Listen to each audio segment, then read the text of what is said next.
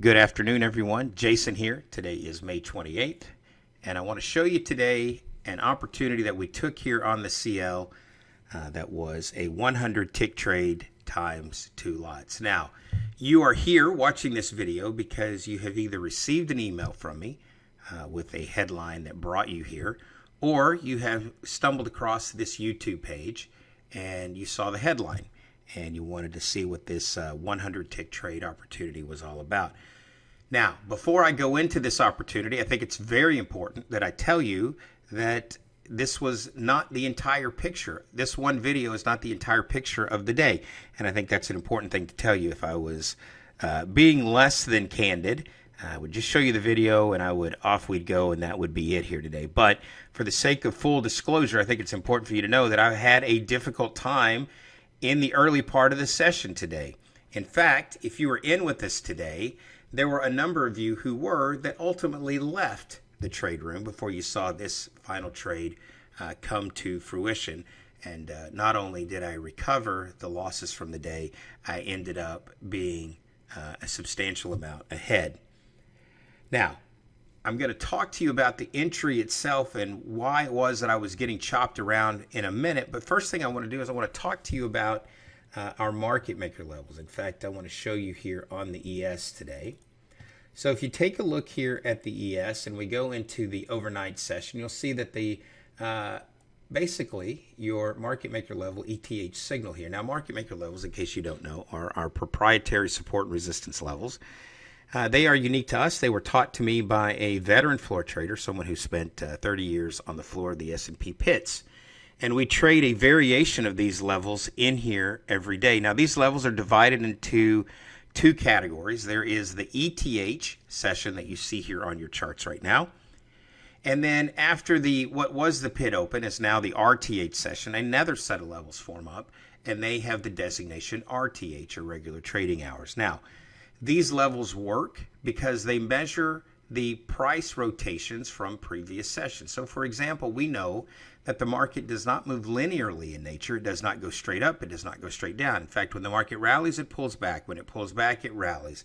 And this is an ebb and flow that goes on all the time that the markets are open. These ranges, these rotations are measured and then projected forward into the next day's session. So, for example, your ETH session levels here were projected forward from a previous session. And you can see that they have provided you with excellent support as we went through the overnight session. And we just kind of ranged between that ETH signal level and the volume weighted average price. Now, at the top of the hour on the CL and the bottom of the hour on the ES, you have another set of levels form up that have the designation RTH, right? And here they are, as you can see here, at what used to be called the pit open is now the RTH session. You have levels here that have formed up. Now, you have this RTH signal down here at the bottom, which was at 30, what is that, 30 half. And as the market comes down and sells off into that level, you can see that there is a one tick pass through it and almost an immediate rejection up into the volume weighted average price.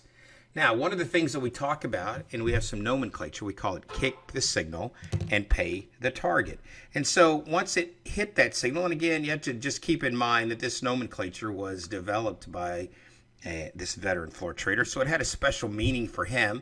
And for us, it just simply means tag the level and go to the next level, right? So in this case, we call it kick the signal, pay the target.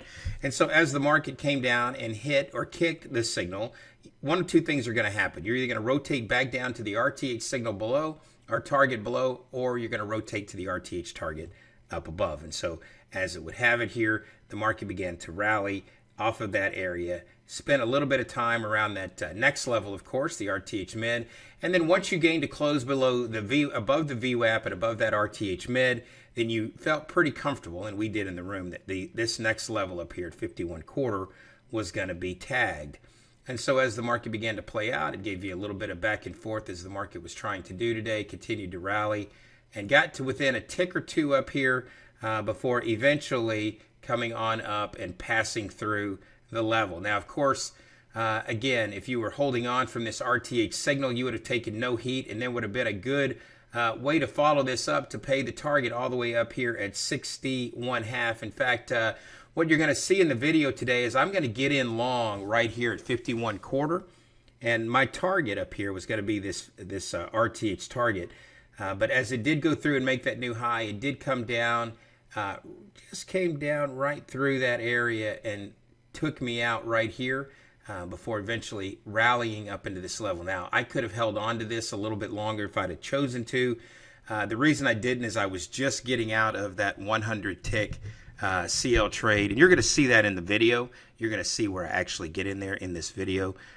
But again, eventually I get taken out at break even. But the market does go ahead and rally all the way up into that RTH target. So again, kick the signal and pay the target. So if you were able to have gotten in down here at this RTH signal, there was 31.25 points worth of opportunity. But that's not where that's not just the coolest thing that happened today. The other cool thing that happened is that there was some news that came out later in the afternoon about the White House with an executive order an executive order about the social media companies like Twitter and Facebook, and reducing or eliminating their liability shield. And so when that occurred, the market did not take too kindly to that.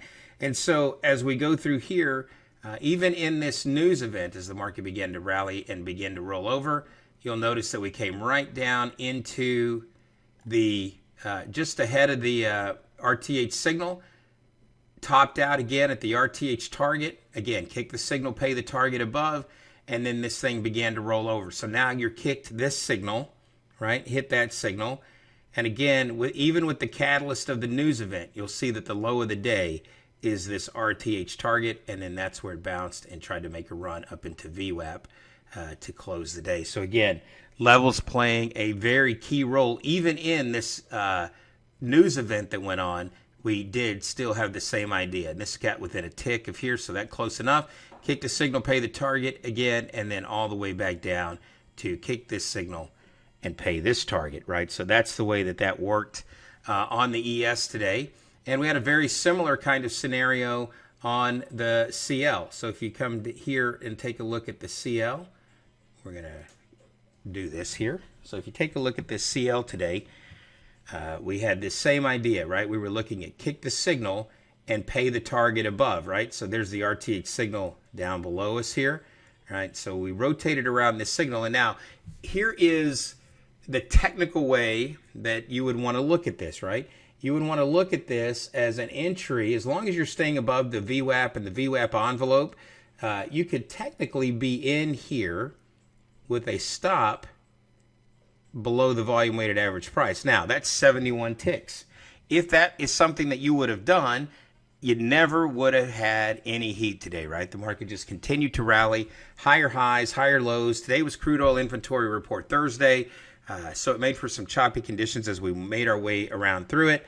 But that is something you could do, right? That's 71 ticks. Now, that is an extremely tall stop.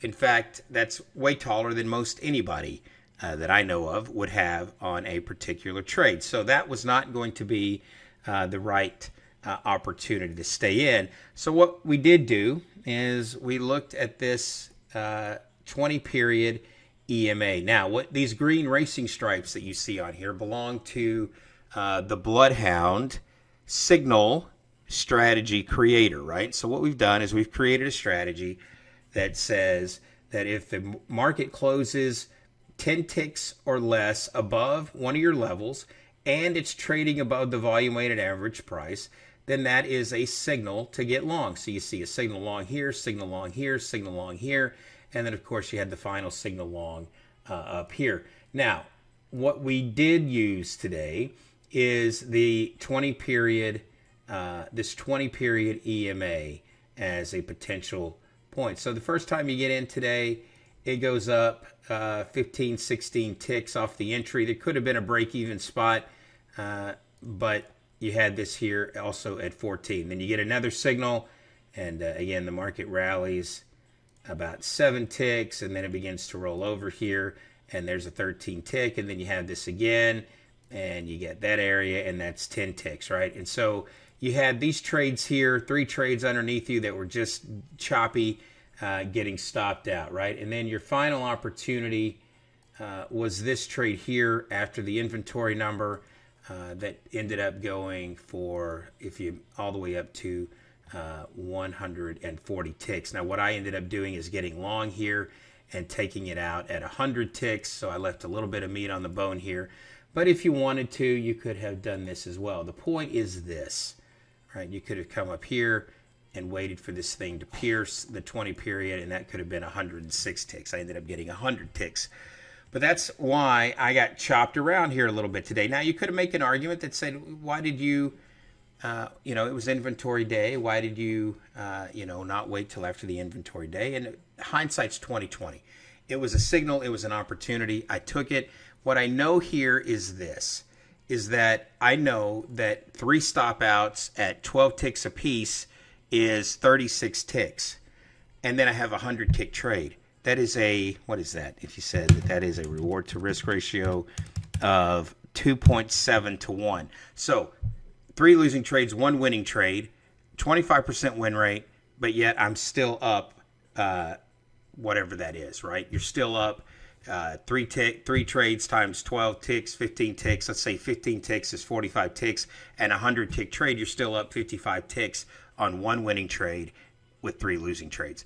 These levels work like that. We implement them every day. I show you, like I'm going to show you here, I'm going to show you exactly where we get into the trade. I'm going to show you how we manage the trade. I'm going to show you how we get into that ES trade that ultimately went 10 points. But I got stopped out at break even on the pullback. And again, I could have been a bit more aggressive or less aggressive, I guess, on the way that I managed that trade. But we were coming in off the heels of this extremely nice CL winning trade. And so I just wanted to get out of the market for the day. So again, 100 tick CL trade ends up being an 8.5 to 1 reward to risk ratio from our initial entry to our stop, right? And so that one trade wipes out the losing effort. If you were in early and you left, you missed the opportunity. Here's your chance to watch exactly what happened and to see our market maker levels at work here and to see how we manage these opportunities. So with all of that being said, I'm going to show you this OTG trade of the day. Okay, I'm in at 78. The stop here is 66. The target is 55.